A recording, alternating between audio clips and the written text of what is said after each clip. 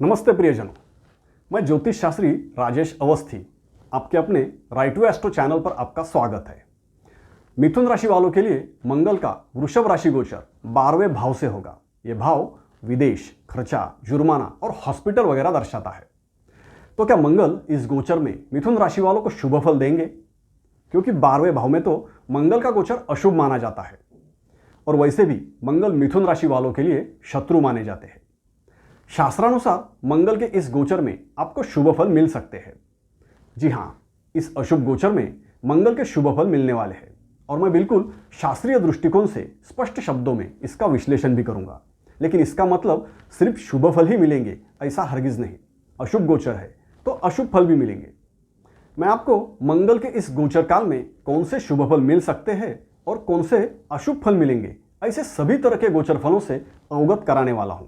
और इस राशिफल में मंगल के दृष्टि प्रभाव का भी विस्तार से विश्लेषण होगा, इसलिए वीडियो पूर्णता अवश्य देखें। पूर्णता देखने पर ही चैनल सब्सक्राइब करना, लाइक करना, इस पर आप अपना मन बना सकते हैं। मंगल 10 अगस्त को अपनी राशि से निकलकर वृषभ राशि में प्रवेश करेंगे। इस राशि में मंगल का गोचर दीर्घ काल तक रहेगा। वैसे तो मंगल किसी भी राशि में सामान्यतः 45 दिनों तक गोचर करते हैं, लेकिन अभी इस बार मंगल 10 अगस्त से 15 अक्टूबर तक और बाद में वक्री होने के कारण पुनः 13 नवंबर से 12 मार्च 2023 तक वृषभ राशि में ही रहेंगे। इस तरह से बीच का एक महीना छोड़े तो मंगल का गोचर लगभग 6 महीनों के लिए रहेगा। इसलिए इस राशिफल का प्रभाव भी 6 महीनों तक रहेगा। देखिए, आपकी मिथुन राशि से मंगल षष्ठेश और लाभेश है।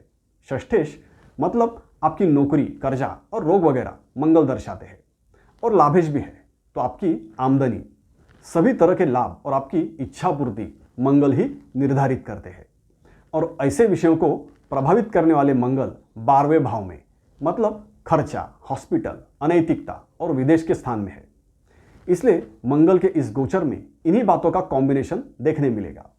साथ में मंगल के गुण विशेषों को समझना आवश्यक है, मतलब मंगल के फल देने का तरीका भी समझना होगा। वैसे ज़्यादातर दर्शक जो अक्सर मेरे चैनल पर राशिफल देखते हैं वो जानते ही है कि मंगल जोश, साहस, सामर्थ्य और नेतृत्व का कारक है। अब थोड़ा आसान शब्दों में बताता हूं।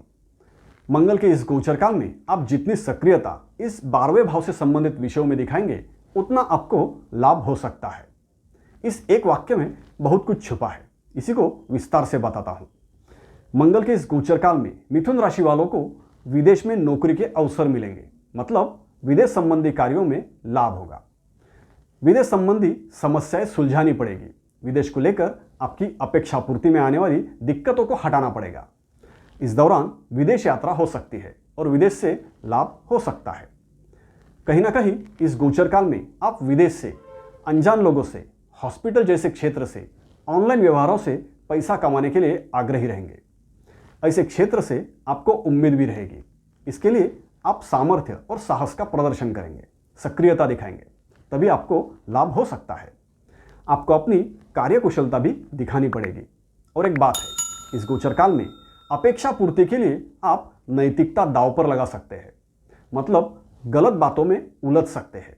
इस विषय में आपको संभल के रहना है। देखिए, मंगल का यह गोचर शुभ नहीं है, मतलब गुस्सा होना, अति उत्तेजित होकर जल्दबाजी दिखाना, दुस्साहस करना आपके लिए हानिकारक हो सकता है, क्योंकि साथ में शनि की ढैया चल रही है। इसे भी याद रखना होगा। शनिदेव आपकी हर गलती की सजा अवश्य देंगे। वैसे आपके कर्म भाव में बृहस्पति का गोचर जारी है, इसलिए आप कोई गलत काम नहीं करेंगे, यह भी उतना ही सही है।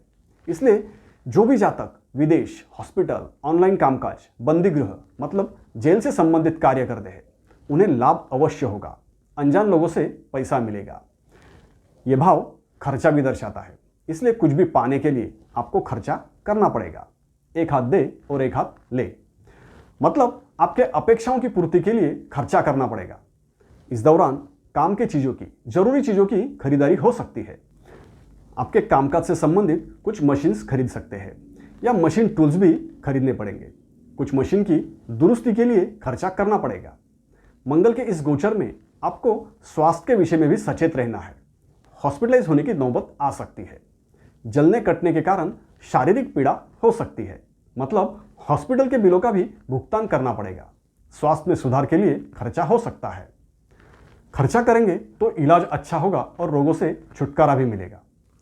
अब खर्चे के भाव में मंगल है तो आपके घर के लिए भी खर्चा करना पड़ेगा, क्योंकि मंगल घर के कारक है। ज़्यादातर घर की दुरुस्ती के लिए खर्चा हो सकता है। इस कालखंड में दोस्तों से मतभेद रहेंगे। कुछ दोस्तों से झगड़े होने के कारण दोस्ती में दरार आ सकती है, इसे भी याद रखिए। मंगल षष्ठेश होकर षष्ठ भाव पर दृष्टि रखने वाले हैं और मंगल के इस भाव पर बृहस्पति की दृष्टि बनी हुई है। इसलिए षष्ठ भाव के आपको शुभ फल अवश्य मिलेंगे, मतलब काम भरपूर मिलेगा, काम धंधा अच्छा चलेगा। नौकरी में कोई दिक्कत हुई तो उसे भी आप निपट सकते हैं।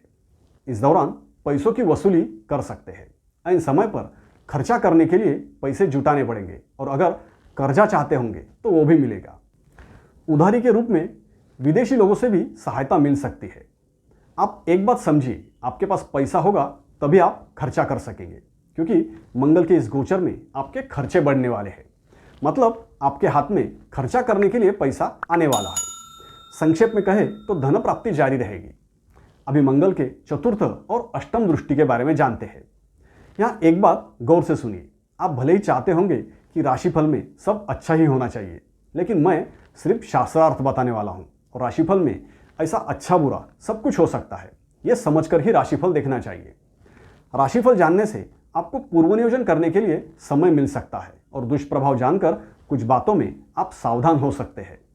अगर आप ज्योतिष का इस तरह से उपयोग करते होंगे तभी इस शास्त्र का उद्देश्य सफल होगा। चलो आगे बढ़ते हैं।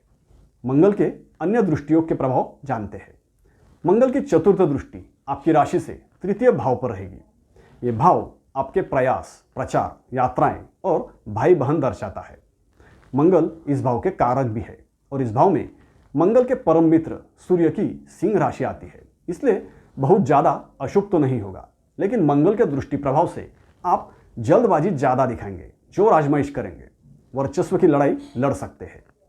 भाई बहनों के साथ, पड़ोसियों के साथ रिश्ते बनाए रखने होंगे तो थोड़ा अग्रेशन कम करना पड़ेगा। संयम का परिचय देना होगा। इस कालखंड में आपके शत्रु आपकी बुराई कर सकते हैं, आपके प्रयासों में बाधा डाल सकते हैं, आपको आगे बढ़ने से रोकने की कोशिश कर सकते हैं। इसके साथ ही इस गोचर काल में यात्राओं के दौरान भी सतर्क रहना होगा, चीजें खोने की संभावना है। मंगल की अष्टम दृष्टि आपकी राशि से सप्तम भाव पर रहेगी। इस 12वें भाव से मंगल दृष्टि रखेंगे तो आपके दाम्पत्य जीवन में मतभेद रहेंगे। छोटे छोटे कारणों से विवाद बढ़ सकते हैं।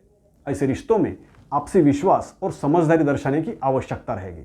इसके साथ ही कुछ पैसों के लेन देन से संबंधित, जैसे किराया, उधारी या कर्जा, समय पर चुकता ना कर पाने से विवाद हो सकते हैं और मामले कोर्ट तक जा सकते हैं, या ऐसे कारणों से जुर्माना लग सकता है।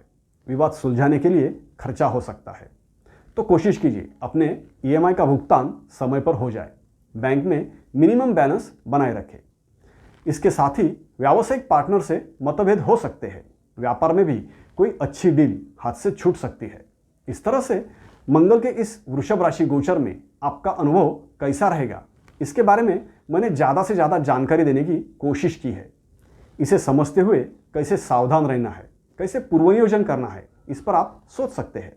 अब आपसे अनुमति चाहूँगा। सभी के स्वास्थ्य और सुख समृद्धि की शुभ कामनाओं के साथ विदा लेता हूँ। अभी के लिए इतना ही। राइट टू एस्ट्रो चैनल देखते रहिए, सब्सक्राइब कीजिए, लाइक कीजिए और कमेंट भी कीजिए। धन्यवाद।